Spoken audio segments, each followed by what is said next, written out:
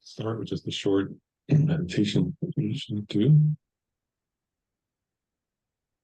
Yeah, we're actually now we're up to the eight branches of the Noble Eightfold Path, or the eight branches of the Arya's paths. But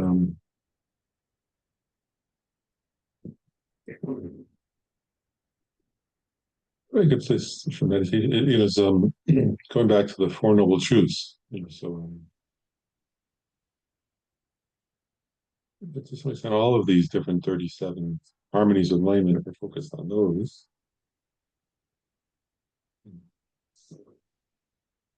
The key point is this: is like our spiritual practice, our Dharma practice, should actually be focused on uh, in our own mental continua, our own mind, overcoming, right, abandoning the causes of suffering and practicing or increasing the causes of well-being and happiness, of bliss, of joy. So again, we'll just return what we've been contemplating, which is like, so what is, what's my, ask yourself right now, what is my understanding inside inside me, of what are the causes of my suffering? Actually, do I even accept that they're internal?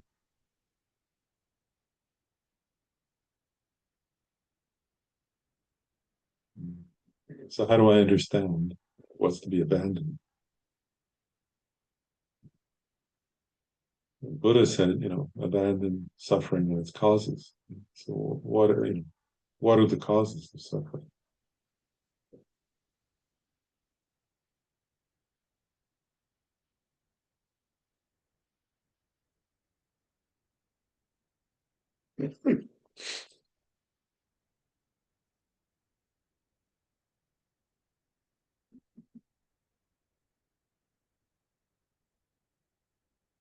And adopt the path, right, to enlightenment. So what's that path?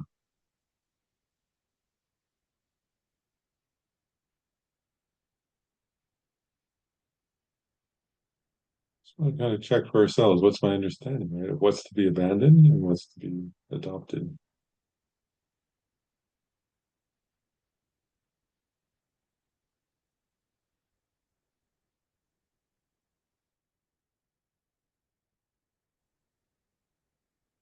And according to Buddha's teachings, right, it's not mainly external behaviors or external issues. It's mainly inside in the mind, in the mental continuum, in my own mental continuum.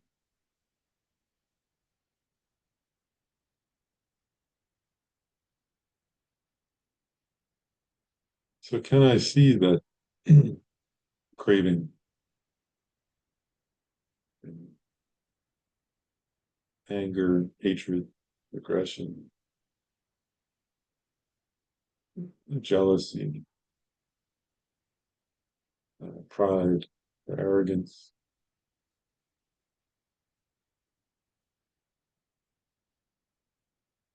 Can I see that those are causes of suffering in my own experience? Causes of my suffering. That's what we're talking about here. Can I see some sense in which ignorance that grasps at the appearance of inherent existence is a cause, is the main cause, the deepest cause of my suffering?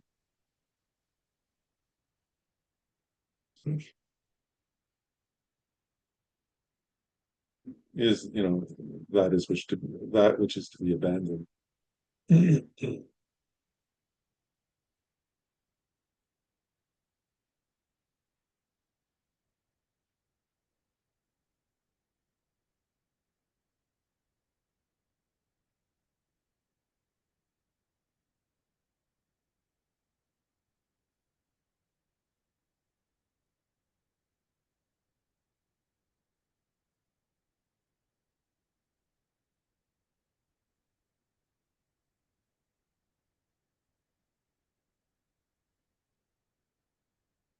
And can I see that this noble, yeah, eightfold path, or an eightfold Arya's path, is that which is to be adopted?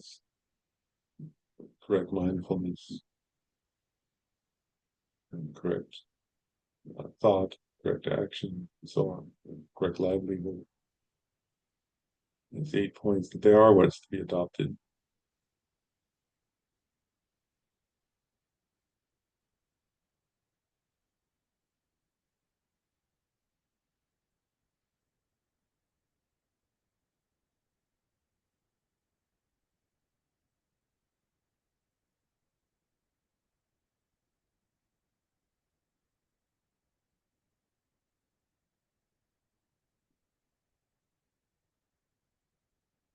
And first, you have to understand that for ourselves, right? That my own happiness and suffering is dependent on that, on seeing that, right? Understanding the causes of my own suffering, understanding my own path to liberation. And then if I can see that about myself, then I can, that's a basis for also generating bodhicitta, right? Wishing to liberate others. And if I can overcome my own uh, hatred, anger, attachment, grasping, ignorance, and so on, then I can see, oh wow, that's also, that causes my suffering, and also causes others suffering. Yeah, I help them be liberated from those. If I can understand the path to liberation for myself and follow it, then I can also help others follow it, guide others along it. So it's only by seeing my own causes of suffering and path to liberation and following it, based on that foundation, then I can develop compassion that understands the causes of others' suffering. And so we generate this great motivation of bodhicitta, which is, based on whatever understanding I have of suffering and its causes in myself, then I generate empathy and compassion for suffering and its causes in others. And then whatever resolve I can develop to follow that path, liberation for myself, then I expand that out and feel, oh, I'm following that path actually for all beings who've been so kind to me for countless lifetimes. I'm infinitely interconnected. So to repay their great kindness, fulfill their purposes, then and my own, then I'll follow that path.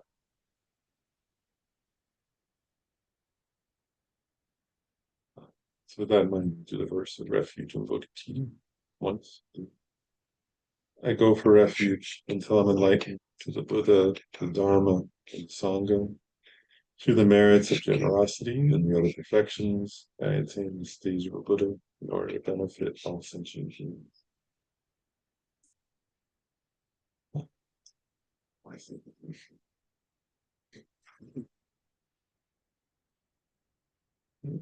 So as I said, we were on we've been covering the last class. We went through the first five of, well, here they're calling the 8 branches of the Arya's paths, or sometimes they call the Noble Eightfold Path or the Arya's Eightfold Path, for all these different translations of the same thing. Um, so we covered up to correct livelihood or right livelihood, which I think we talked quite a bit about. So the next one, right, is correct or right effort or exertion. Yeah, sometimes they call it here. I mean, correct effort, correct exertion. So first I'll read what it says in the text, and then we'll talk about it. So the text it says, correct exertion, exertion in the cultivation of the antidotes that abandon the objects of abandonment of the path of meditation. So first I'll say, technically, what are the objects of abandonment, right? So first of all, exertion or effort is an effort, right? And I often, for myself, reflect on this, that this is like connected to joyful effort, right? And it's different in different places, but here what I notice is in the in this region, right, on the East Coast of the United States, the Washington D.C. region, people make a lot of effort and exert themselves a lot. But this isn't that, right? And there's maybe, but what this is specifically here is not. They're getting it at an exertion internally, right? That's what it says, exertion in cultivating the antidotes, right? So it's not an effort that's like it's like building the effort being described here, right, is not one of constructing buildings or um or influencing public policy or right. Here it's very specific. It's saying cultivating antidotes. So antidotes are in your own mental continuum, right? They're internal. So it's making great effort or great energy, putting great energy into an inner training. Right? That's what they're talking about here. So it's not even like people put a lot of effort into their family, for example. That's good, but that's not what's being talked about here, right? Here it's a great effort in abandoning, it says the objects of abandonment. So that's what we were just meditating on, right? So it means like in this case, the objects of abandonment of the path of meditation, since this is a Mahayana context, the context of the ornament for clear realizations. Um, so on the Mahayana path of meditation, the objects of abandonment are the mental afflictions, right? All the mental afflictions. And then their subtle imprints, which are obstacles to omniscience, right? Which according to the Prasangika school, you abandon those, particularly on the last three bhumis. Like the eighth, ninth, and 10th bhumi, you abandon the obstacles to omniscience, which allow you to become a Buddha. So and then on the previous bhumis, you're abandoning the they're like I've said this before a little bit. They're like they break it down in the Abhisamayalankara to 9 levels of subtlety of mental afflictions that you're abandoning as you continually meditate on uh, all different topics, but particularly emptiness. Right? That you start with like the grossest of the gross mental afflictions, and you abandon those. And it's actually a truth according to the Buddhism that that's how it goes. The Sutrayana path, you abandon the grosser ones, and then subtler, and then subtler, and subtler, and subtler. And you can't abandon the subtlest ones until you abandon the grosser ones. Um, in general, that's true. There's an exception to that, which is in the highest yoga tantra. There's a method for abandoning them all at once, but other than that, it's not possible.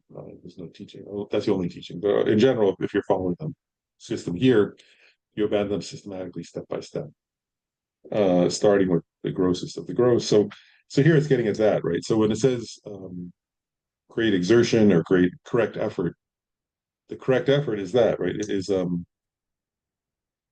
particularly it's this process that the bodhisattvas go through of, on the one hand, the main way of abandoning those is through meditative equipoise on emptiness. Right? It's in a non-conceptual meditative state. That's what actually abandons them. But then in between those meditation sessions, in order to develop a kind of strength of merit, strength of mind, strength of ability, the bodhisattvas also, when they're in between meditation sessions, they practice all the perfections. And those perfections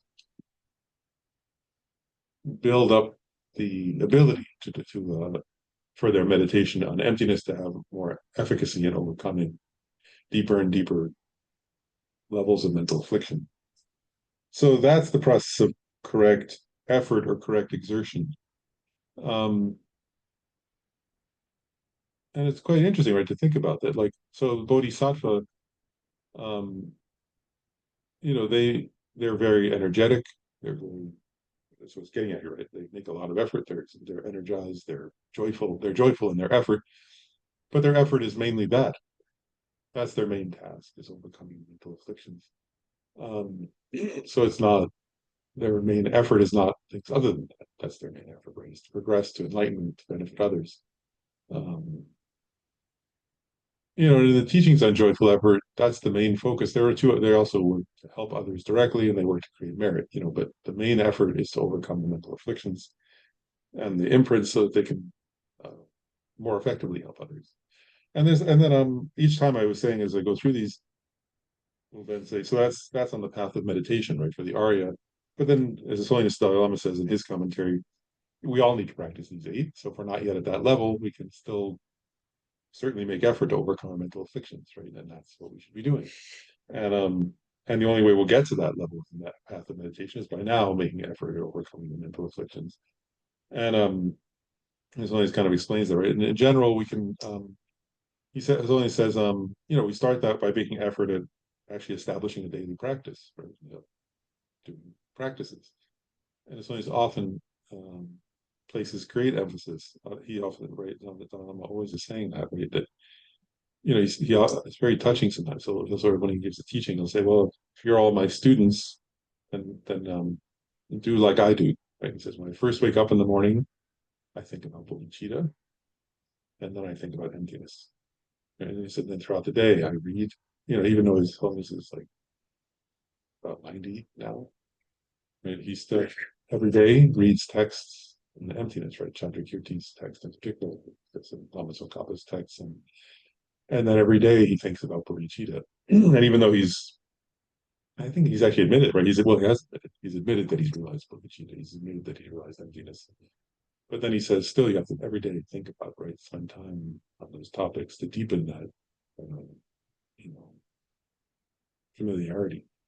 And so, let's put out, right? If he's going to spend that time every day thinking about emptiness and bodhicitta, then of course we should do the same. That's what he says. That he actually says that very explicitly. He says, if you're my student, do that. Otherwise, it does not much meaning to be a student, right? Because that's the point. So we can all do that, and then that is the path to overcome, right? For us, that's the way we get to the path of meditation. And so joyous effort for us would be especially cultivating those things. And even if we're busy in our daily lives, making some time for every day, thinking about bodhicitta and emptiness in particular. Um,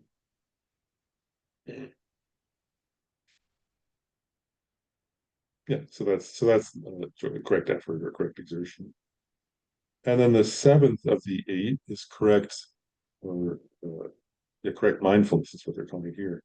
And here it says mindfulness that does not forget the reasons for calm abiding, strong holding, and equanimity. Um,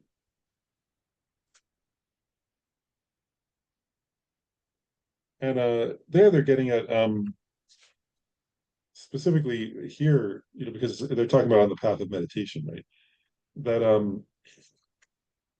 those like, all right, what they're getting at there is it's a correct mindfulness in this case that's cultivating calm abiding. Or going, actually, the bodhisattva on that path has already achieved calm abiding, but they're going back again and again to that state of single point concentration. And so, they're overcoming with the strong holding and the equanimity. What they're getting at there is that, right, the two main obstacles to calm abiding are laxity and excitation, where your mind's too lax or too not clear enough, not sharp enough, not focused enough, or excitation, where your mind's a little distracted and a little agitated. And so here the bodhisattva is still practicing to overcome the obstacles to those. Right? Because even if you've achieved calm abiding, um, when you go out in the world to help others, then you're not in calm abiding. Things will, it's normal that things will distract the person's mind. And then when they come back to sit down again, they have to again cultivate mindfulness to go back to that state of single pointed concentration in order to use that to meditate on emptiness. And so the first two are to overcome laxity and excitement, but then the equanimity is when once you've overcome laxity and excitement, you then have to stop applying antidotes, right? You leave it in equanimity. That's not equanimity in the sense of friend, enemy, and stranger kind of. This equanimity is the equanimity where you stop making effort, because the mind they sometimes there's an analogy in certain texts where they say like a great eagle, for example, flaps its wings until it catches the strong wind high up. So it has to flap its wings. That's like the overcoming laxity excitement. But then the analogy that's given is once the eagle reaches the level of that strong wind, you can watch them do it, right? They just stop. They stop flapping their wings, and they just open their wings fully, and they you can see glide fast, glide. That's what glide. And some meditators use that as an analogy. They say there's a point. It actually uses this point. They say if you try to glide too soon, it won't work. You'll fall down. And some meditators make that mistake. They don't. make effort enough to get to that point. But then when you do get to that point, you have to stop making effort and just glide.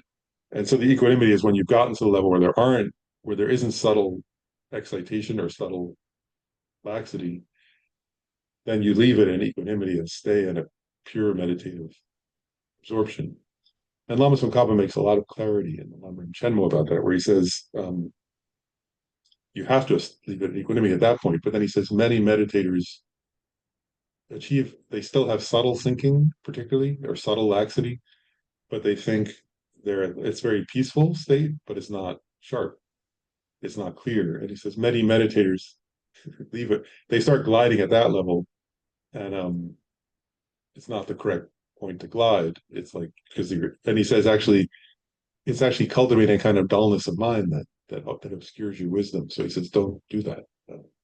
Guess it'd be like an eagle that stopped flapping just and it crashes into a wall or something. You have to get high enough, so to speak. So Lama Tsongkhapa says, don't do that. Make sure you can identify in your own experience subtle laxity in particular, because it's very tempting. He says, because it's a very peaceful state to kind of it's like a little bit spaced out though. It's not quite, but it doesn't have that kind of vivid alertness and vivid appearance of clarity of mind, in other words. So it's not conducive to wisdom. And he says if you do that and spend your whole life meditating that way, it actually creates the cause for not being wise and even taking rebirth as an animal, or because it's not wisdom. But anyway, so in the context of the path of meditation, correct mindfulness is this repeatedly overcoming laxing excitement in order to go back to meditative absorption in general, and particularly in emptiness, but also on magical, achieving like as we get to the step, also achieving the cities, but then His Holiness points out, but we all have to practice right mindfulness, and if we're not at that level yet, then we can still cultivate. Of course, mindfulness. We've talked about this in the four foundations of mindfulness. So that we start to get to this level of mindfulness by practicing the four. If we're at the beginning of the path, then we still need to practice mindfulness, but we do it by being mindful of the four foundations of mindfulness, which remember from when we covered those, which are the first four of the 37, are ways of being mindful of the Four Noble Truths, actually, right? Each of the four foundations of mindfulness helps us understand the Four Noble Truths from a visceral experiential, on a deep experiential level. Right? What is the cause of suffering? Here you're not just saying, what did the Buddha say about it? You're checking your own experience, right? By looking at particularly for suffering, as you're looking at the body and so on.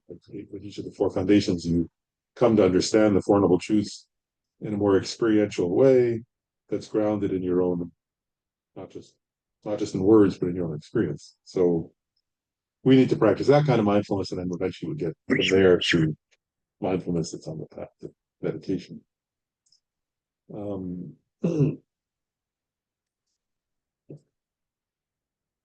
And then the last of these eight, the eight are branches of the Arya's paths. Here is correct meditative stabilization. And it says, cultivation for the sake of achieving special excellent qualities such as your clairvoyant and so forth. So here, what they're getting at is, that the bodhisattva on the path of meditation repeatedly practices samadhi. Correct meditative stabilization will be samadhi, and they're cultivating these samadhis in order to achieve. There are these lists, right, of different cities, that you can achieve, and of course, the most important city is listed there. It's the city of the cessation, right? The city of so it's a magical ability of magical or sort of achievement. Call it city is like it's like attainments or something, unusual attainments, but. The main one is that, right, of course, is by this, the city of realizing emptiness and thereby achieving the cessation of certain mental afflictions, and then knowing you've achieved those cessations. That's the most important city. But then there are other cities like clairvoyance, like the ability to read other people's minds. Yeah. Yeah, but the Bodhisattva is not trying to, he's not actually, that's not his intention at that point. Is that correct? Like, like Mahasiddhas, for example, like their their intent was not to develop cities. That just came as a effect of their practice on the path.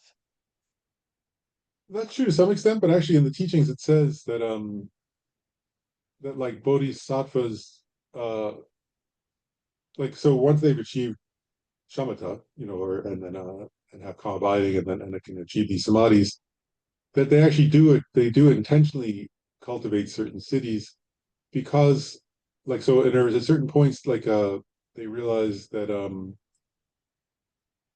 having certain other abilities helps them to help students, help the others more. And there are examples. I'll give a few examples, like from the teachings. They come in the Abhisamalamkara. Mm. And you see, actually, one is like Swami Dhanama does this all the time. Actually, is one of the cities is the ability to see where beings have taken rebirth, and so when the Dalai Lama like identifies tulkus, for example, it says, "Oh, this is so and so who died, like this Lama who died 3 years ago. That's his reincarnation. You know, he'd be good to give that child a good education in Dharma because they'll be able to help others." Like that's a city actually that's listed in the Abhisamalamkara. It's one of the cities that a bodhisattva at a certain level. And there's even like there's that famous story of Vasubandhu, right, where he was like reading the sutra and then or reading not the sutra, it was Abhidharma, as reciting it, and then the pigeon heard him, and then like he knew that pigeon had imprints to understand the Abhidharma. So he recognized, oh, the pigeon died, but it took rebirth as a boy in this town nearby. And then he went down to the parents and he said, you know, oh, ordinarily your son wouldn't get education, but I'll provide a free education to him if you want to entrust him to my care. And they said, oh, that'd be great. And so he raised that boy, and that boy became a great scholar. I think Shrimati wrote many commentaries on the Abhidharma. So that's one city. So like that's one, or like Atisha said something about Atisha was made this point. He said, and then which is the one here at clairvoyance, where he said, if you don't have clairvoyance, your ability to teach others as a bodhisattva teacher is very limited. Mhm. And so he said like that it would be very good, he was sort of advising his students who are like lamas. He was saying it'd be very good to cultivate clairvoyance because then you'll know what will help this person's, this student versus that. And like if you think of certain lamas like lamas Rinpoche, they had that ability, right, where they could say, oh, do this very specific practice and do that, like, do this number, whatever. He had certain ability to see that different students had. So my point is like, so they do cultivate certain cities, bodhisattvas, but not like there's a purpose to it. It's specifically if they recognize, oh, I need to have that ability. If they know they are at a level where they could achieve that ability, and then they realize, oh, I can help my others more if I achieve that ability. Then they decide. So in here where it says they cultivate for the sake of achieving special excellent qualities such as clairvoyance, it's getting at that actually. It's getting at bodhisattvas on the path of meditation who recognize, oh, in order to help others more, I should do this or I should do that. Or, there's another one, right, where they like it could emanate various bodies. Again, if you think like, well, who cares? But there's a certain level of the path, and there are certain teachings like that. You can actually biographies, so we can read it where like, somebody sort of like the teacher appeared to the person. They were one place, but then like they appeared to somebody and said like, "Oh, turn around, don't go here, go there," and it, like person realized, "Oh, I need to change." And then like, so there's sometimes a reason for the bodhisattvas to cultivate these cities in order to help beings more. Um, and so actually, yeah, all the stories of the book, many, many stories of bodhisattvas. Or there are stories where like bodhisattvas send emanations out to different pure lands to hear teachings and do prostrations, and they come back. And that's like in certain sutras. There are stories like that where the bodhisattvas reach that level. And there's a beautiful story. I forget which sutra it is, where the bodhisattvas, like there's a Buddha who says, go to this pure land and ask this Buddha for this teaching. And the bodhisattva has this level, but and he says, well, should I go according using my cities? It'll take longer, or will you send me? But if you have a different level, and I forget which one, but like so there's there are certain purposes like that to have those cities. So I think it's getting at that kind of thing that you can. It's like at a certain level you can help others more, but also to progress on your own path. I guess in that example, right? Like Mhm. you need to go to a pure land to hear a teaching, Mhm. so you have this ability to like emanate to a pure land. Um, and you can see, like, I mean, there are many stories. Like, aren't there? Like Indian and Tibetan and Mongolian teachers who like who would do that, right? Who would say, oh, like they would have things, had visionary experiences when they went to a Pure Land and heard a teaching from Amitabha or from Padmasambhava or from Avalokiteshvara,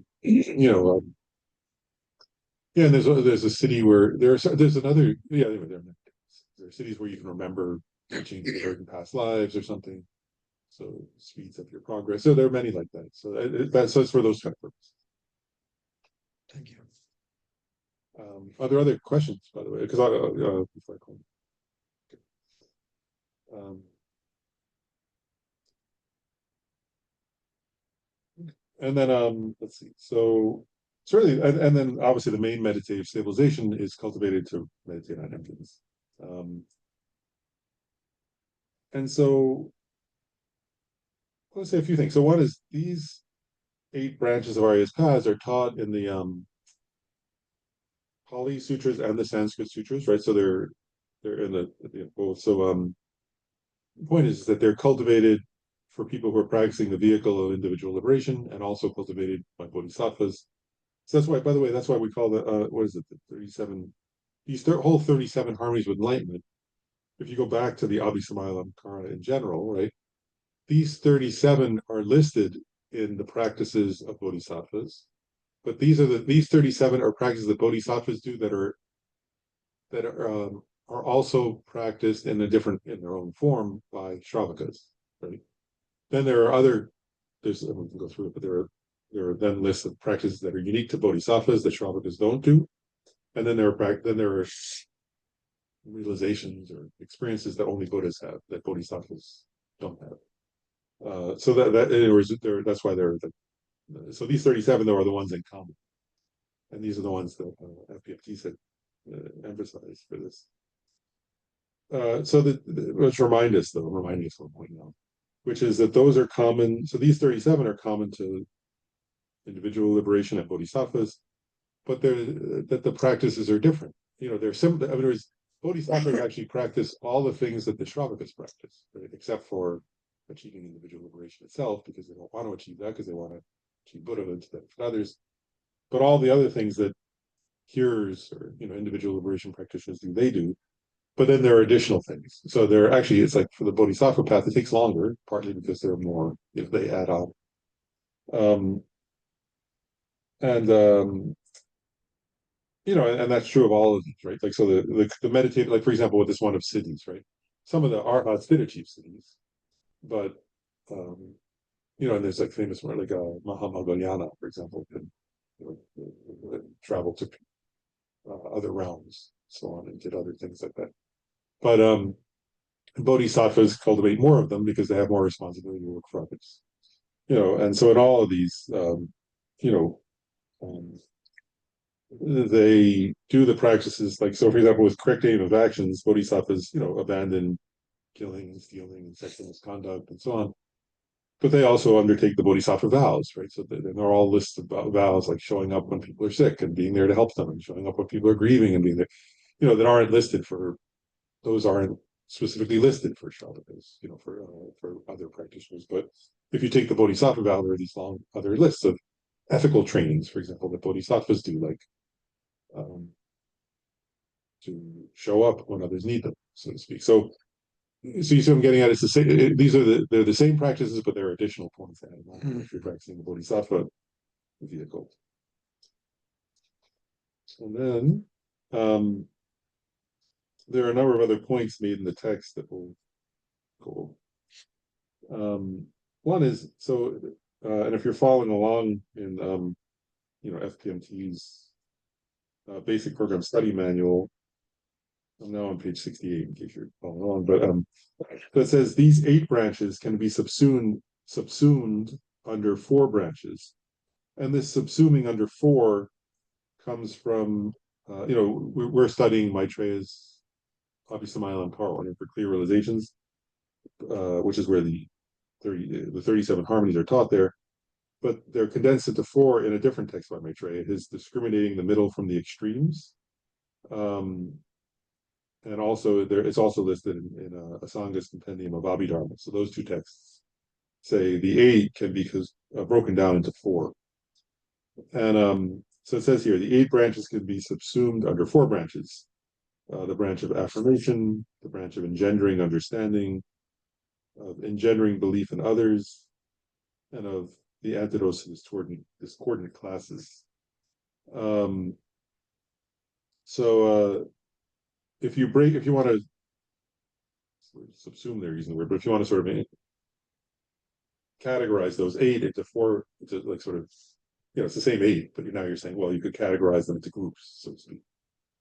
So the first one, affirmation, is actually, and the words get it a meaning actually, so it's interesting in that sense. But if you remember, under the first of the 8 branches was correct view, and it says in the definition here, which is an affirmation, right? Uh, through thorough analysis, I add, during subsequent attainment of the dharmata, emptiness, that was realized in meditative equipoise. So here, what affirmation means is it's getting a correct view, actually. But what it means specifically on the path of meditation for a bodhisattva is that when they realize emptiness non-conceptually, right, in the meditative equipoise, they say, so this metaphor is often used, it's like water poured into water. So it's completely non-conceptual, completely non-dualistic, um, complete absorption in the experience of emptiness. So you can't, so there's no affirming that you realize emptiness at the time when you're realizing emptiness, because you're not affirming anything, right? And an affirmation is conceptual, right? It's saying, I did this, that happened. So when you're in that meditative absorption on emptiness, you're not affirming that you're realizing emptiness because you're not having any concepts. So correct view is an affirmation in the sense that it's when you come out of that meditative absorption, you do what's called thorough analysis, in which you go, you understand, oh, that's, I've meditated on emptiness before, but now that's the direct realization of emptiness. I had the experience now. And I've understood the Four Noble Truths directly. Right? And that's this thorough analysis that's an affirmation. So it's called an affirmation. There's a meaning there, right? Which is that now you're conceptual, you're out of that meditative state. You've come out of it. You're in subsequent attainment, they call it. So subsequent after the attainment. And then you affirm it. You look back and you say, oh, this is what that was. And you correctly understand it through analyzing what you just experienced. And that's correct view on the path of meditation, is that you now have this correct view that understands what you realize and what it means, and so on. So the correct view of the 8 is an affirmation, is the branch of affirmation. Then it says here, correct thought is included in the second branch that brings about understanding for others. Oops. So they're engendering understanding in others, right? The second of these 8, of these 4, sorry, is engendering understanding, and that is what's called correct thought, or they sometimes call it right intention. So it's the second of the 8 branches. And I made a couple points when I covered that one. Well, over it in this again here. That I was thinking. So correct thought here is a wish, a motivation to speak. So it's after the person has realized emptiness correctly. Like, you can imagine, you can empathize, even if we haven't had that experience, right? That the person has now directly experienced emptiness and has had this cessation of mental afflictions. And then they look out at the world, right, at the beings around them, for whom they've cultivated love, compassion. And they see, oh, those beings, many of those beings, have not realized that. Although their nature is emptiness, they don't see it. Right? And then you can imagine that the bodhisattva feels a different kind of compassion at that point, right? Where they feel, I have to explain as best I can at the right time and in the right context, I have to explain to beings their own nature, so they can also be liberated from suffering. And so it's this wish to speak, and it says here, a motivation for speech that teaches one's own realization to others, particularly the realization of emptiness. So it's called engendering understanding in others here, right? Because it's a wish to speak, right? To help others understand their own nature. It's not, and Gabe and I were talking earlier, it's not to convert somebody to a religion or a doctrine, or to make, it's not like a team, like, oh, they're going to be on my team. That's not the point here. The point is, and actually, it's not about it. Really, it's about that the person has understood in their own experience what's the cause of suffering and what's the nature of beings, right? And so whatever they can do to help others understand the nature of beings, then they would do that. Um, so that's that one. And the next one is here it's called engendering belief in others, or in another text it said a branch that brings about trust in others. I kind of like that one translation really better. And in the text below it says correct speech, correct aim of actions, and correct livelihood are included in a branch that engenders trust or belief in others.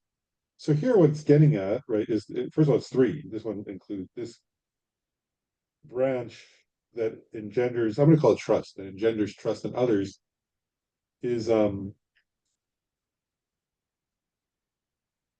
next three of the eight branches of Arya's path. So what it's getting at here is that the person who has realized emptiness developed, how do they develop trust in others? They do it by being ethical, right? Whereas their speech is that they don't do non-virtuous speech anymore, right? They don't say things, they don't use harsh speech, they don't use divisive speech, they don't use um, meaningless speech and so on. They speak meaningfully. Then correct aims of actions means they don't do, they don't sexually abuse people, they don't steal from people, they don't physically harm people or kill them, or and then correct livelihood, they don't engage in hypocrisy, they don't engage in manipulation, they don't um, trick people, they don't do unethical ways of making money. And in those ways they allow people who know them to develop trust in them, right? They're actually trustworthy. um, and so they act in a trustworthy manner that allows others to trust them. And part of the point here is one is that's good karma and it's a good way to act, right? The other point that's being made here though is that it engenders trust. That's why it says like trust or belief. Anyway, the point is by acting in those ways that they act the way they say, they're not hypocritical. They they're genuine, and when they say they'll do something, they do it, and they don't cheat people and so on. One is that people trust them, right? And those people, reasonable people, learn to trust somebody like that. The other point is that, and we can see this in our own experience if you meet someone like that, right? Is that then you also come to trust their words, right? Like, so in other words, if you meet somebody who is acting in that way, right? I mean, in the end, it's their understanding of the nature of reality that is going to help me, let's say, right? Um, but if I see, oh, this person's not hypocritical, they're incredibly ethical, they're incredibly grounded, they're incredibly, and so on. Um, then um, then you develop more trust in them. So then then you can also develop trust in their words. And then when you apply their words to yourself, it benefits you. So that's what's being gotten at here is that the Bodhisattva recognizes one is for their own karma they need to act those ways, but also to benefit intelligent disciples. They need to behave in a way that engenders trust in them. So they act in a trustworthy manner. Um, and just one personal reflection I'll share on that one, which is like, it really is true, isn't it? And especially if you spend time with people like that. Um,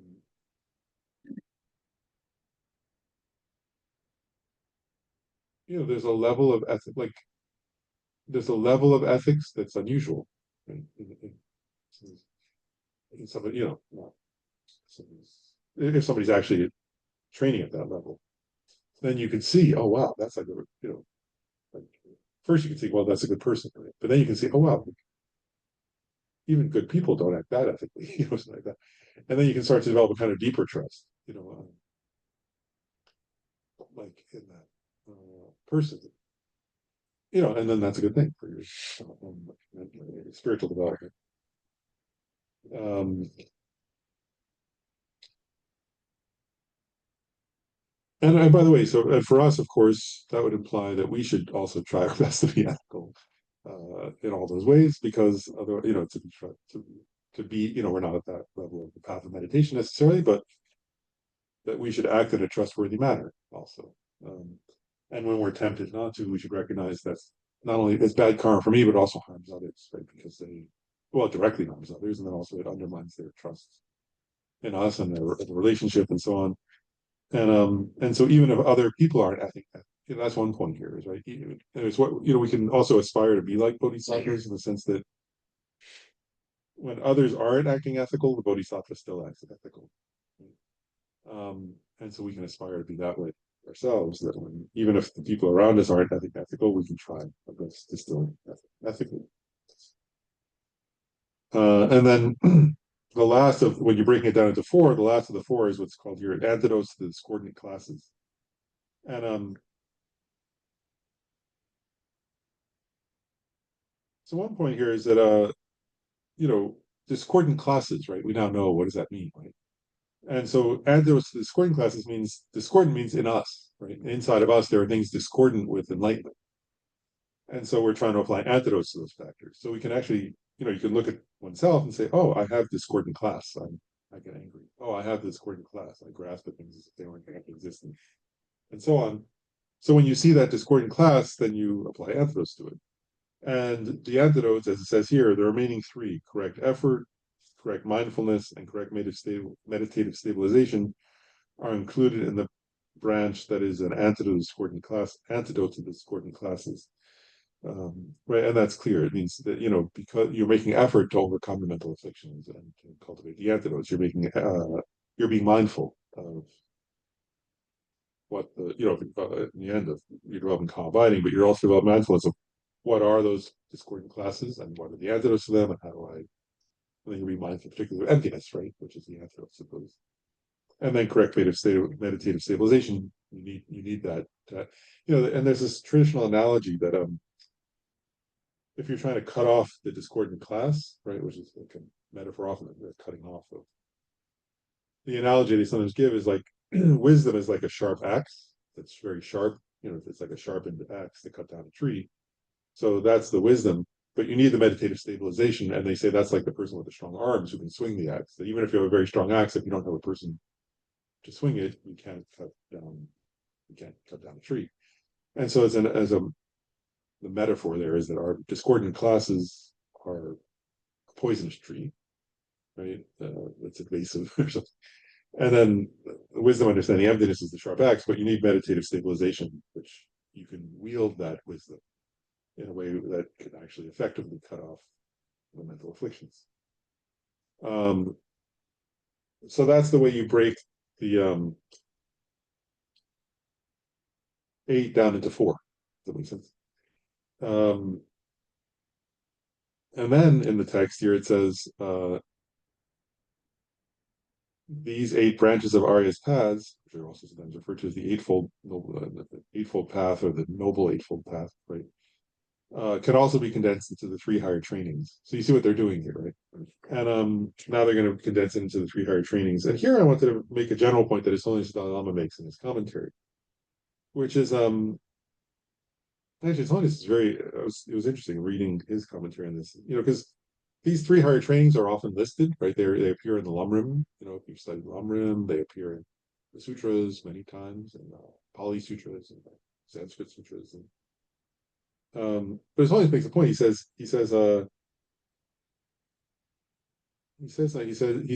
basically says, you know, it's His Holiness often says, right, 20 what thing, we're 21st century Buddhists, so we should study, you know, we should understand the teachings deeply, not just with a few words.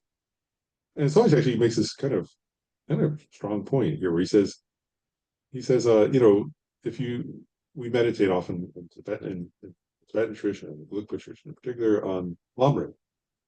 And then His Holiness says, you know, that it says it's a sign of degeneration if you don't integrate, if people don't integrate the teachings from the bigger texts, like the Abhisamayalankara or the Abhidharma or whatever, into their Lamrim.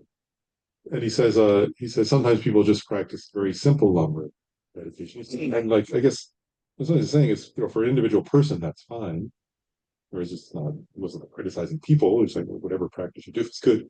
Then he's saying, but really, if we want to like practice very well, And if we want to sustain the tradition into the future, then it's very good to study these great treatises like we're doing, and then integrate that into the Lam. Does that make sense? And then so he gets, and so this will be an example of that, right? In the Lam it says, well, you practice three higher trainings. But an example would be if you understand, oh, okay, when it says three higher trainings, that's not just three. That's a very they are three simple things in one way, but they're also complicated. And then you can say, well, how do they integrate with the Eightfold Path? And then you start to understand that, and then it's like, then what it's getting at, then you deepen your practice. When you say, I'm going to engage in the three higher trainings, you understand, oh, in doing that, I'm also practicing the Eightfold Path. I'm also practicing the 37 harmonies with enlightenment, because they could all be integrated to that, and so on. And then your practice becomes more rich in a way. So as long as is making that point. So that's why we're doing this. Like, how do you integrate the 8 into 4 and then the 8 into 3? Is and that's what it's almost like what's the word? Where you can if you listen to great lamas, they do this, don't they, when they give a commentary, where like it looks like there's like the simple word, right? Lama where he would like say, oh, what was it? The time I went to a teaching on the three principal aspects of the path, and so she read like the first three words, 4 words, it was like a very few words.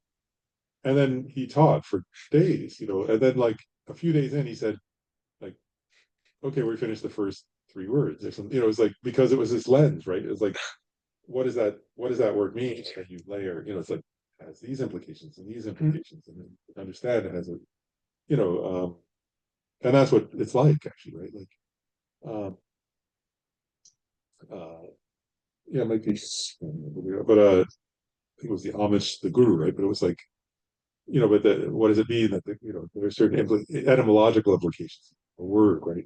Like there's one word, sangye, right? But it means Buddha, right? But that it has this implication of overcoming what's negative and achieving what's positive. So then you can say, so I'm just saying, right? So the word sangye, it's just one word, right? Buddha. It's a Tibetan word for, in Sanskrit, would be Buddha, right? But then you can say, well, okay, what is it? What do you overcome? If a Buddha is somebody who's overcome some negative thing and achieved some positive thing, what did they overcome? Well, then you could teach the entire 37 harmonies of enlightenment, right? And what did they cultivate? You could teach the entire um Abhisamalamkara would be that. Actually, you could study the entire text. The Abhisamalamkara, you'd just be explaining the word Sangye, right? So you see where it's very yeah. It made me think. Years ago, I think I was in Thailand. I picked up a little book on the Four Noble Truths by His Holiness, one of these little small little books. And I thought it would just be going through the Four Noble Truths, but it was an incredible expose that intertwined to wove all the teachings into that. And I was like, wow. Yeah, so it was, Yeah, so you've heard of the Lama. It's like that's a sign, I think, isn't it? A very good teacher is that they can, and then sometimes I start to notice even like sometimes it's explicit, they'll do that, like, and that's very clear. And then other times you realize, oh, even in a few words, it's only stuff that where like you realize, oh wow, he's giving. If you start to study all these different texts, you realize even it's like he says it in a way where if you don't know it, it's just simple. But then if you know some other teaching, it's like, oh wow, he's just implied all these other things, and he can do it very elaborately, or he can do it more quickly. But it's like it's always very rich. But okay, so here, if you're integrating the three higher trainings into the Noble Eightfold Path, then the higher training in ethics, right? And we know that, right? Ethics is the foundation of the three higher trainings, right? That's often said. It's like or it's the ground from which they grow. So ethics is the basis of everything in the three higher trainings. And so it makes sense, right? Correct speech, correct aims of actions, and correct livelihood are the higher training in ethics, right? Um, and so remember also, correct speech here, um, because it's I don't know, just remind people, we're back to the definition, right? The definition of a branch of an Arya's path is an exalted knower in an Arya's continuum that is the cause of the result in Arya's path, right? So there's something in the mind, that's the point. So correct speech is the mind that restrains you, right? It's a mind that doesn't want to lie. It doesn't want to it's a mind that restrains, that's saying, I want to speak truthfully, I don't want to lie, or I want to speak meaningfully, I don't want to engage in meaningless talk, or I want to speak in a way that brings about love and kindness in others, not hatred and division. So I'm going to do that, and so and then same with correct aims of actions, right? It's a mind that doesn't want to physically act in a way that's unethical, like stealing and so on. And then correct livelihood is engaging in a livelihood without. That's actually both. It's a mind that does both verbal and physical, right? You don't want to speak in a way that deceives others in business. You don't want to also do a behavioral action that harms others in business or whatever, making livelihood does a business. But so anyway, the three higher trainings in ethics, you see how if you think about it this way, it elaborates more, right? Because oftentimes we think of ethics and you can just think of, say, the 10 non-virtuous actions, which is good.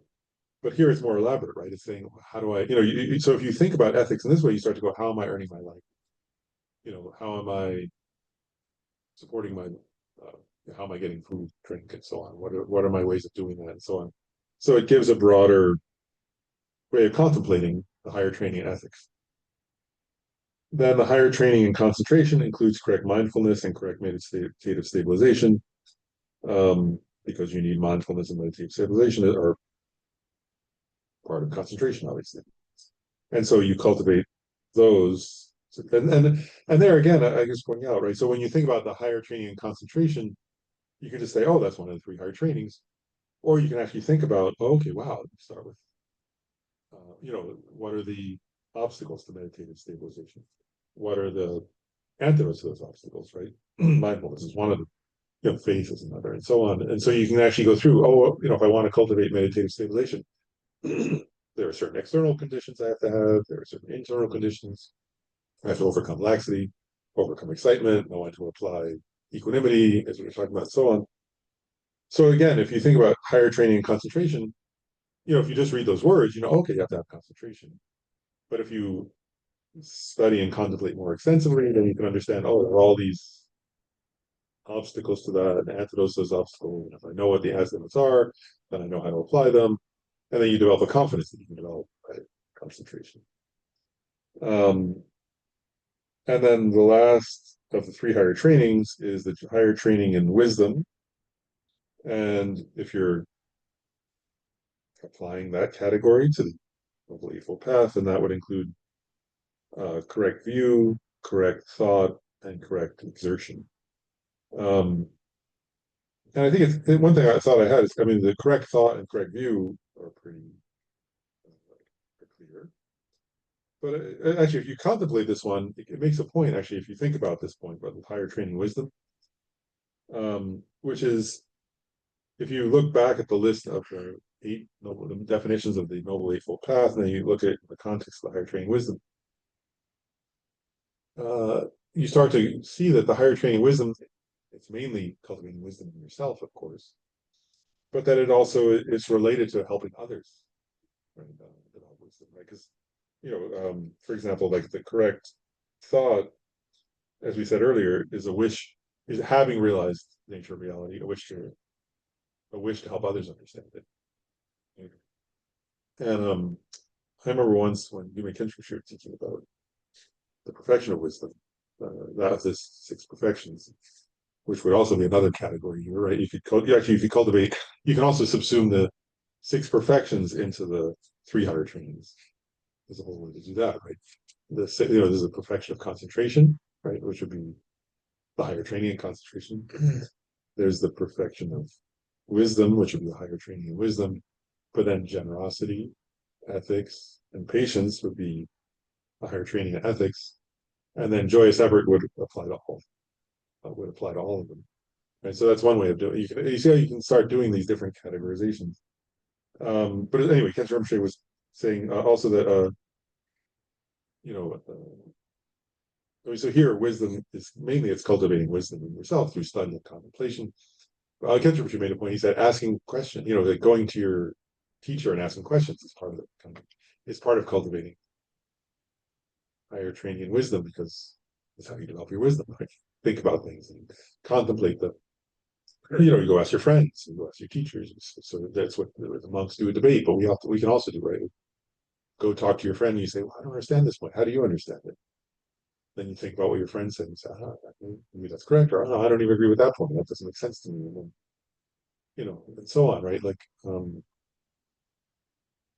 I have a good friend, so we'll talk on the phone. He'll say he studies in hug nutrition. He'll say he thinks very deeply about it. And he'll say like, um, he loves his tradition, but then he'll say, "This point doesn't make sense to me. What does Thomas Kappa say about that?" And that he doesn't, because he doesn't study Tsongkhapa. And then I'll say Tsongkhapa says this, and he'll say, "I'm going to think about that. I'm not sure if I agree with my teacher or Tsongkhapa." And then he'll come back and I'll ask another question, and he'll say, "Oh, okay, this part doesn't make sense to me." But I think that's great. That how else do you cultivate wisdom, right? It's like, it's not just he doesn't say just because my teacher said it, I agree with it. He's like, because that's not a very deep wisdom, isn't it? Like, but actually thinking through things and asking questions. So he'll ask his teacher the question, ask me a question, or read a book about, sort of, and then come back to his teacher and say that, and he was joking and said like they were like not his main teacher, but like people who were teaching, sort of saying like, that they didn't like he was asking so many questions or something. But anyway, I think it's good, how we cultivate business. Um, and then a couple more points. And the last one I think I find funny, but we'll get to in a minute. So it says here, what I just said, these 37 harmonies, 37 aspects of an exalted knower of all aspects are concordant with those existing in hearers, right? So it's concordant in the sense that hearers, meaning people who are practicing the vehicle of individual liberation, cultivate a form of these also, so they're concordant, right? But bodhisattvas, as I was saying, cultivate them also in the same way, but also add on other points. And these are the ones that it says here, bodhisattvas also cultivate these aspects, but they're concordant with or in common with. They're similar to trainings that hearers practice. And below you can see actually it says the 37 aspects of exalted knower. They're because these 37 are concordant with those in hearers. Then there are 34 aspects of the 110 aspects of exalted knowers. There are 34 that are aspects concordant with those existing just in bodhisattvas. And then there are 39 that are uncommon, meaning unique to Buddhas. So we covered the 37 that are common to hearers. And then another point I wanted to make about the Noble Eightfold Path, because I was doing that thing about imagery. There were images for the previous 7 branches of enlightenment. So here, actually, I'll share it. Actually, just I'll share it because it's actually common. But actually, just the other day, cousin of mine asked me to accompany her to her grandmother is buried at Arlington Cemetery, so he asked me to go with her to Arlington to see her grandmother's grave. So I went. It's quite great. Her grandmother was a great aunt. And as I was walking around Arlington Cemetery, each the graves have all these like religious symbols. Many of them have a religious, of course, like crosses, but other religions. But then I saw one that was a wheel with 8 spokes. I was like, oh, Buddhist. That's a Buddhist person. And so my point is, you'll see that symbol, right? Oftentimes, like in also when they have like interfaith images, right? Usually Buddhism is represented by an 8-spoke wheel. And so you might ask, well, what is that? Why is Buddhism symbolized by an 8-spoke wheel? It's sometimes the simple answer, if you could be, well, it's turning the wheel of Dharma, right? It's saying Buddha turned the wheel of Dharma.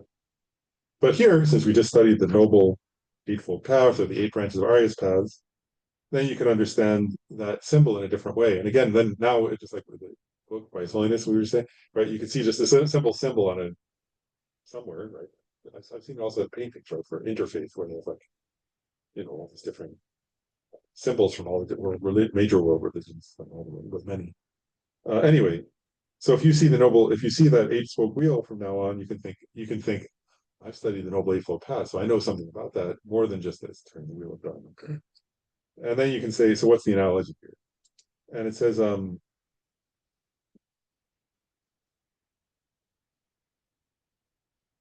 so it says, I'll start with, I'm doing them in a different order that is written in the text. So the hub of the wheel, right? The central, like all the spokes enter into a hub, right? At the center. It says that is ethics. So in terms of the 3 higher trainings, that would be the higher training in ethics. In terms of the Noble Eightfold Path, that would be correct speech, correct aim of actions, and correct livelihood. right? So that when you look at the spoke, just that little dot in the middle of the wheel, then you think, oh, that symbolizes an ethical way of life. Actually, it holds everything. And why is that the hub? Just that ethics holds everything together. It's the whole thing would fall apart without ethics. And so if you stare at that, you can actually stare and think, oh, I better live an ethical way of life, or my entire spiritual life will fall apart. Then the rim. The rim is concentration, right? And that because that holds the spokes in place. And so the rim would be the higher training in concentration, which includes correct mindfulness and correct meditative stabilization, right? And so you could think, oh, that rim symbolizes, it's like, so oftentimes it's like an ornate rim when you see the drawings. You can think, oh, that means I need to cultivate. If you look at that rim or on the end of the wheel, you can think, oh, I need to cultivate concentration. And then the spokes actually connect to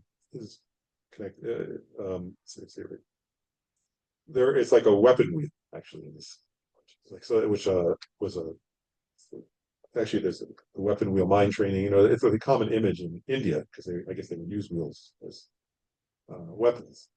And so here, the spokes of the wheel, and actually, yeah, visualizations like that. The weapon wheel mind training is a good example. But anyway, so here it's not a weapon against somebody else; it's a weapon against ignorance. Right? And so the spokes of the wheel are like swords that cut ignorance. Right? So here it's cutting; they're not to harm somebody else, but it's to cut my own ignorance. Right? So the spokes of that wheel are the higher training in wisdom, or here it could also be correct view, correct thought, correct exertion, right? That will cut the mental afflictions and ignorance in your own being. So isn't that amazing? So if you look at that simple wheel now, then you can think, oh wow, that symbolizes. And then if you think about those three higher trainings and you can subsume what's called the Noble Eightfold Path. You can include the six perfections in those. And so you can say, wow, but those symbolize the entire path to enlightenment, just the wheel, right? If you think about the meaning of that wheel, then it has many different implications like that. And so that's that part. And now the last thing, one of the last things I want to say is, and this is the part I find a little funny, is we're actually studying this in the context of the Abhisamayalankara, right? Name of the class series. And in the Abhisamayalankara, the Abhisamayalankara actually is written for Bodhisattva. It was written by, right, it was composed by Maitreya and Tushita Pure Land and was given to Asanga, right? So it's composed for great bodhisattvas. So all we covered up to now actually was explaining what are the 37 qualities for enlightenment. Right? Actually, the Abhisamayalankara assumes you already know them. Right? In the Abhisamayalankara, the assumption is that the audience for it, which is great bodhisattvas, already know what the 37 harmonies are and practice them extensively. So all this was an introduction. We did like the last, I don't know how many months it was. Because what the Abhisamayalankara does actually, which I think is fascinating, is I find it funny, is all these classes were introductory. Now comes the actual unique presentation of the Abhisamayalankara, which is that all of those are empty of inherent existence. And so the Bodhisattva has already cultivated those 37 harmonies with enlightenment. But in the context of the Abhisamayalankara, what it's saying is use those as your object of meditation to understand emptiness. Right? Does that make sense? So here, the Bodhisattva, you see, actually, for many of us, we couldn't use the 37 harmonies with enlightenment as an object of meditation. We haven't cultivated. So then they're not an object of our experience to meditate on. But now that you've studied them, the idea is that you would develop those 37 harmonies, one by one. And then the actual teaching of the Abhisamayalankara is you then turn your awareness to your own cultivation of that harmony with enlightenment in each one, right? And then you recognize that is empty of inherent existence. It appears to exist from its own side, but it doesn't. It's dependently arisen. And it's merely labeled by the mind. It appears due to many interdependent factors. So, like, for example, mindfulness of the body, right? Go back to the very first of the 37 harmonies. Well, so we cultivate that, right? Mindfulness of the body and how the body, is connected to, is in the nature of suffering, right? And experiences suffering, and is connected to the, noble truths and so on. But then what you would do is you'd say, well, wait a second. So now I think I've cultivated the mindfulness of body, right? But actually, where does mindfulness of body exist? Does it exist on the body? Body is made up of many parts. Does it exist on this moment of awareness of my, like, so if you're cultivating, for example, mindfulness body, in one moment you're being mindful of the impermanence of your body. You may notice your breathing's impermanent. Right? Well, there's an awareness of the breathing. There's moments of the breathing itself, which actually involve lungs and air and musculature, muscles and diaphragm and all that, right? And so on, right? There are all the, and then there's the mindfulness that's looking at the act of looking, the act of awareness, right? Being aware of. And you would say, so which of those factors is mindfulness of body? Is it the awareness, the act of being aware, but without the awareness itself? No, in a sense, right? You can't be aware without awareness. Is it the awareness itself without the object? No, it has to be an object of awareness, like the breathing in this case, or whatever. And so you would say, oh, wow, like based on those interdependent factors, I label that mindfulness of body. But it doesn't exist on any one of those factors, right? And those factors are, one of them is body, one of them is mind. They're separate factors, right? So it has no intrinsic existence. It exists. It does exist, but it exists through interdependent factors and in mere name. It's empty of inherent existence. And so you would do that for each of the 37 harmonies. If you're practicing the Abhisamayalankara, you would first cultivate each of these 37 harmonies, and then you would look at your own cultivation of it and recognize its emptiness. And that recognition of the emptiness of the 37 harmonies of enlightenment is the practice of the Abhisamayalankara, which is practice of the correction of wisdom. Does that make sense? So now that's the actual main of the Abhisamayalankara, is to realize the emptiness of the 37 harmonies of enlightenment in this case. And then you would also realize the emptiness of all the other factors, right? Like all these other unique qualities of Buddha. You would meditate on in the Abhisamayalankara, so you say, oh, the Buddha has this amazing, unique quality, and that quality is empty of inherent existence, right? Because and actually, if you read the Perfection of Wisdom Sutras, that's what they say over and over again, right? This, you know, they're getting at the explicit content. The correct way to say it is the explicit content of the Perfection of Wisdom Sutras is emptiness. Right? That's the explicit point of the Perfection of Wisdom Sutras. The implicit meaning of the Perfection of Wisdom Sutras are all the stages of the paths that bodhisattvas go through. So now you understand a little more about the Abhisamayalankara, right? The implicit meaning is all these different stages, like the 37 harmonies. But the explicit meaning that's the actual training that's being taught is, yes, you practice all the different stages, and you practice them with an understanding that all those stages are empty of inherent existence, which is an amazing thing, isn't it? So that's the main thing of the Abhisamayalankara. And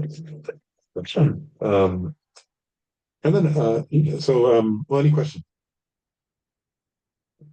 I mean, we could take even the Buddha is empty of inherent existence too. So that it's kind of a mind blowing thing in a sense, because we're always, praying to the Buddha that blessings and what is the Buddha, if you really contemplate on that, it's hard to grasp. Yeah, exactly. Exactly right.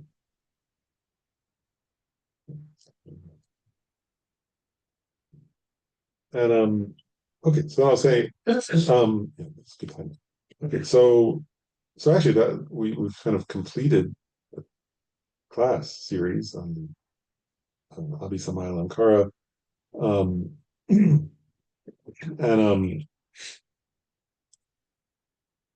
it's great to get to do that together. And the next series will be on Guide to the Bodhisattva's Way of Life, which I'll send out in the next few days, schedule and so class description for. But then Gabe and I were talking, and we saved a few minutes today. So one point is at the end of any class, we dedicate the merit, and so at the end of a series of classes, it's very good to dedicate the merit. We create a lot of merit studying this. But then what we were talking about is we were talking about doing a little bit of a more extensive dedication. So for us when you're here, it's in the Essential Buddhist Prayers on page 249, the King of Prayers. So we'll do that today. And also want to dedicate it though specifically and the merit to all of our enlightenment, first of all, and but also specifically there's a student, somebody who came to the center for many years named Chris Koch. She was a friend, a student at the center, and she passed away this week, or a few weeks ago actually it was. And she was living in West Virginia at Harper's Ferry, and so her best friend called me up a couple days ago and said that she had passed away. And so we thought we could also dedicate the merit to her, and to her having a good rebirth, good, yeah, good path. Um, at this time while she's in the Bardo and so on. So we can dedicate in general for enlightenment and also for Chris to have a peaceful, positive experience in the Bardo and a good rebirth. And her friends in West Virginia and her family were gonna. I told them that this time we would do this, and that they said, and they're still in West Virginia, but they were gonna take a moment of silence and sort of pray with us because they knew her faith was Buddhist. They wanted to they're Buddhist, but she was very much dedicated to Buddhism, so they felt that was a way they could honor her. So I said, oh, we'll do that at this exactly this hour. But anyway, it's also very good to read the King of Prayers sometimes, and it's not too long, so we can read that through once. And and actually, and if people are online still, they can. It's online. Just, look, it's easy to see it. It's and the FBMT's translation it should be. But the King of Prayers, the extraordinary aspiration of the practice of Samatha. I guess I'll not read it. I bow down to the youthful Arya Manjushri, you lions amongst humans, gone to freedom of the present, past, and future, in the worlds of the 10 directions, to you all with body, speech, and sincere mind I bow down. With the energy of aspiration for the Bodhisattva way, with a deep sense of deep respect, and with as many bodies as the atoms of the world, I bow to all you Buddhas visualized as real, I bow down. On every atom are Buddhas numberless as atoms, each amidst a host of Bodhisattvas, and I am confident the sphere of all phenomena is entirely filled with Buddhas in this way. With infinite oceans of praise for you, and oceans of sound from the aspects of my voice, I sing the breathtaking excellence of the Buddhas and celebrate all of you gone into bliss. Beautiful flowers and regal garlands, sweet music, scented oils, parasols, sparkling lights, and sublime incense offered to you, victorious ones. Fine dress and fragrant perfumes, sandalwood powder heaped high as Mount Angu, all the wondrous offerings in spectacular array offered to you, victorious ones. With transcendent offerings, fearless and vast, with profound admiration for all the Buddhas, with strength of conviction in the Bodhisattva way, I offer and bow down to all the victorious ones. Every harmful action I have done, with body, speech, and mind, overwhelmed by attachment, anger, and confusion, all of these I openly lay bare before you. I lift up my heart and rejoice in all the positive potential, the Buddhas and Bodhisattvas in the 10 directions, of the solitary realizers here still in training and those beyond, and of all ordinary beings. You who are the bright lights of the world in the 10 directions, who have attained the Buddha's omniscience through the stages of awakening, all of you who are my guides, please turn the supreme wheel of Dharma. With palms together, I earnestly request, may you actualize, may you who may actualize Parada. Please stay with us for eons numberless as atoms of the world, for the happiness and well-being of all wanderers in samsara. Whatever slight positive potential I may have created by paying homage, offering, and acknowledging my fault, rejoicing and requesting the Buddhas to stay and teach, I now dedicate all of this for full awakening. May all you Buddhas now living in the worlds of the 10 directions, and all who gone to complete the path, accept my offerings. May those not yet arisen quickly perfect their minds, awakening and fully enlighten one. May all worlds in the 10 directions be entirely pure and vast. May they be filled with bodhisattvas surrounding the Buddhas gathered beneath the Bodhi tree. May as many beings as exist in the 10 directions be always well and happy, May all samsaric beings live in accord with the Dharma, and may their every Dharma wish be fulfilled. Remembering my past lives and all varieties of existence, may I practice the Bodhisattva way, and thus in each cycle of death, migration, and birth, may I always abandon the household Buddhist life. Then, following in the footsteps of all the Buddhas, and perfecting the practice of the Bodhisattva, may I always act without error or compromise, with ethical discipline, faultless and pure. May I teach the Dharma in the language of the gods, and in every language of spirits and nagas, humans and demons, and the voice of every one being. May I be gentle-minded, cultivating the 6 paramitas, and never forget bodhicitta. May I completely cleanse without omission every negativity that obscures this awakening mind. May I traverse all my lives in the world, free of karma, afflictions, and interfering forces, just as a lotus blossom is undisturbed by the water's wave, just as the sun and the moon move unhindered through the sky. May I ease the suffering in the lower realms, and in the many directions and dimensions of the universe. May I guide all wanderers in samsara to pure bliss of awakening, and be a worldly benefit to them as well. May I practice constantly for eons to come, perfecting the activities of awakening, acting in harmony with the various dispositions of beings, showing the ways of a bodhisattva. May I always have the friendship of those whose path is like mine, and with body, words, and also mind, may we practice together the same aspirations and activities. May I always meet a spiritual mentor, never displease that excellent friend who deeply wishes to help me and expertly teaches the Bodhisattva way. May I always directly see the Buddhas, masters encircled by Bodhisattvas, without pause or discouragement for eons to come. May I make extensive offerings to them.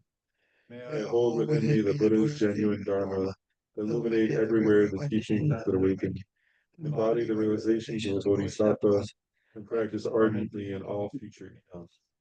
While circling through all the states of existence, may I become an endless treasure of good qualities, skillful means, wisdom, samadhi, and liberating stabilization, gathering limitless pristine wisdom and positive potential. On one atom I shall see Buddhas, fields, number of his atoms, inconceivable Buddhas among Bodhisattvas in every field, practicing the activities of awakening. Perceiving this in all directions, I dive into the ocean of the Buddha field, each an ocean of 3 times Buddhas in the space of a wisp of a hair. So I too will practice for an ocean of eons.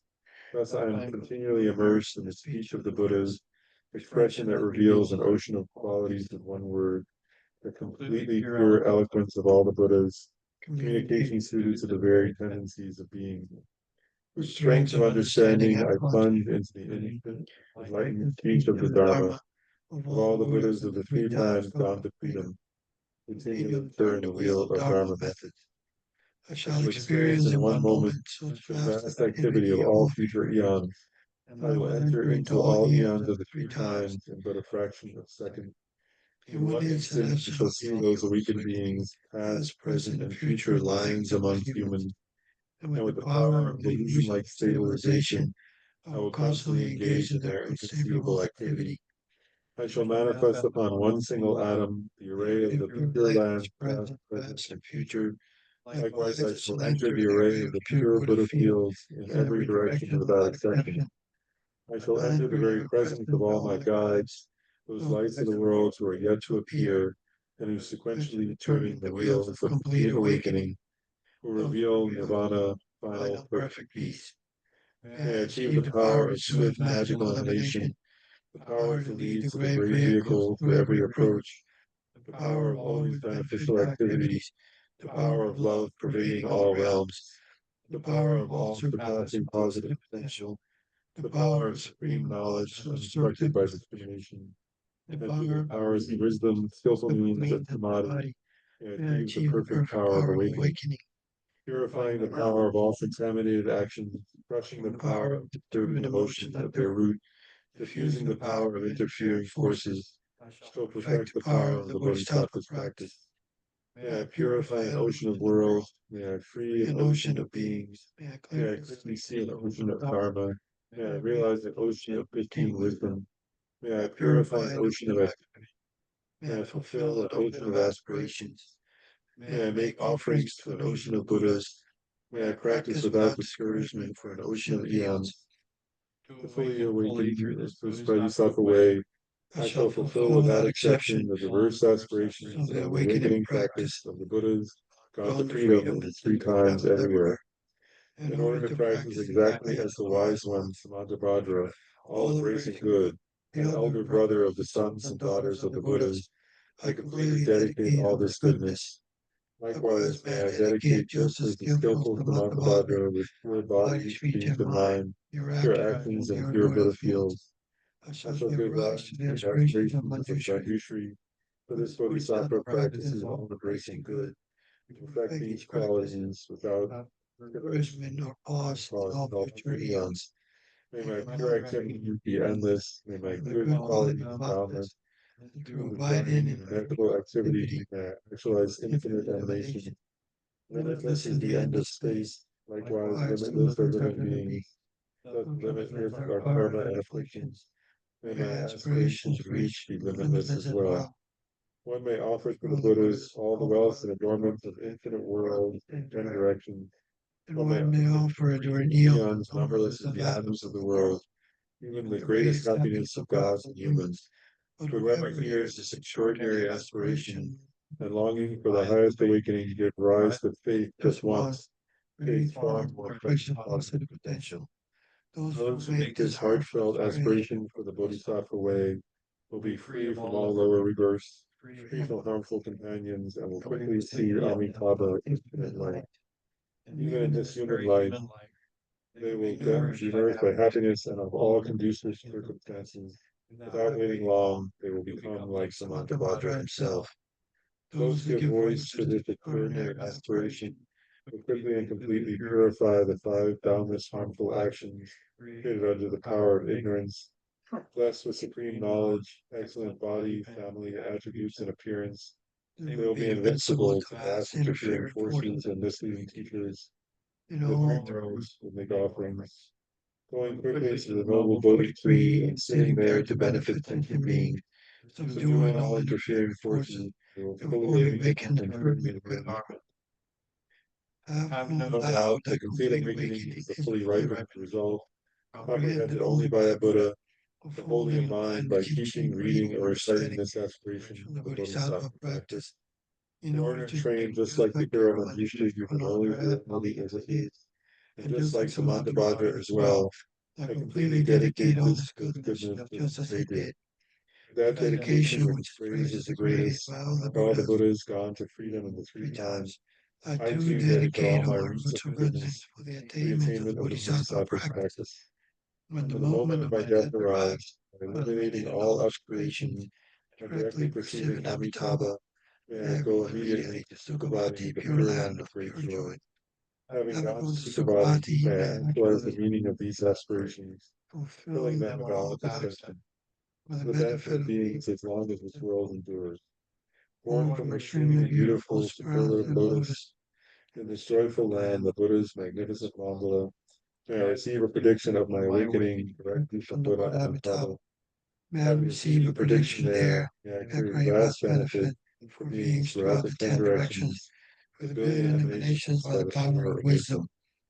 Even through this small virtue I've accumulated, by offering this prayer for the Bodhisattva practice, may the positive aspirations of beings be fulfilled in an instant, through creating limitless positive potential by dedicating this prayer to Samantabhadra's needs, and by being drowning in this torrent of suffering, into the presence of Amitabha.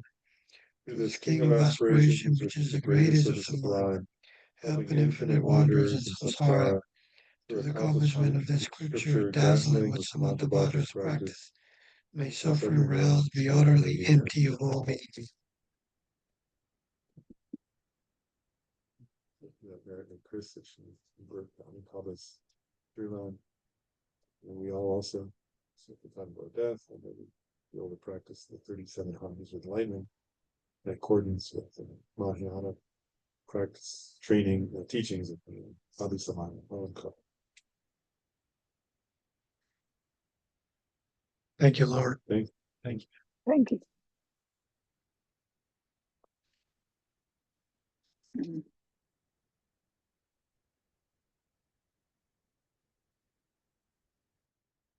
Mm.